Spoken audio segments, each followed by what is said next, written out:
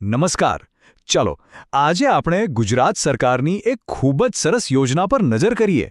આ યોજના ખાસ ખેડૂતો માટે છે અને એમને બહુ મદદ કરી શકે છે. ચલો આને વિગતવાર સમજીએ. હવે એકદમ પાયાની વાતથી શરૂ કરીએ. ખેડૂત મિત્રો, તમે જાણો છો પાક ઉગાડવામાં કેટલી મહેનત લાગે છે, પણ એ પછી શું? એ તૈયાર થયેલા પાકને ખેતરથી સીધા બજાર સુધી લઈ જવો, એ જ સૌથી મોટો પડકાર છે, ખરું ને? આનાથી તો સીધી આવક પર અસર પડે છે. તો બસ આ જ સમસ્યાને ધ્યાનમાં રાખીને સરકારે એક સરસ ઉકેલ શોધી કાઢ્યો છે, અને એ યોજનાનું નામ છે માલવાહક વાહન યોજના.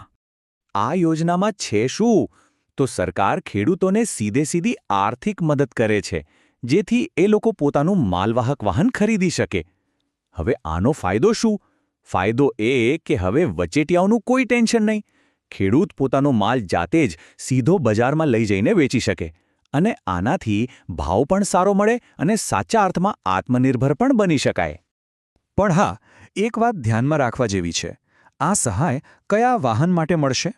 તો જુઓ, યોજનામાં સ્પષ્ટ કહ્યું છે કે વાહન 4 પૈડાવાળું હોવું જોઈએ અને એની માલસામાન ઉપાડવાની જે કેપેસિટી છે એ 600 કિલોથી લઈને 1500 કિલોની વચ્ચે હોવી જોઈએ.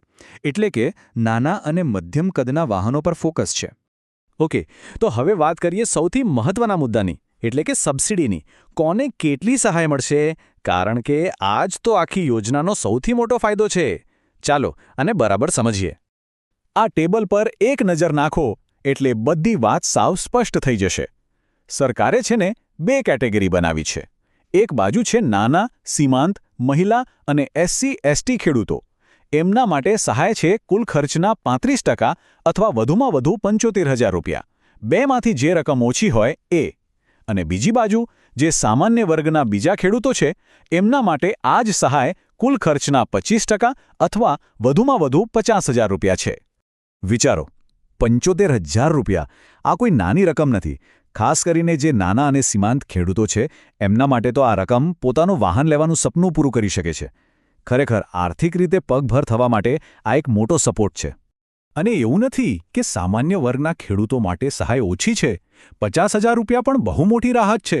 વાહન ખરીદતી વખતે આટલી રકમ ઓછી થાય તો ટ્રાન્સપોર્ટેશનના ખર્ચમાં સીધો ઘટાડો થાય અને નિર્ણય લેવામાં પણ ઘણી સરળતા રહે.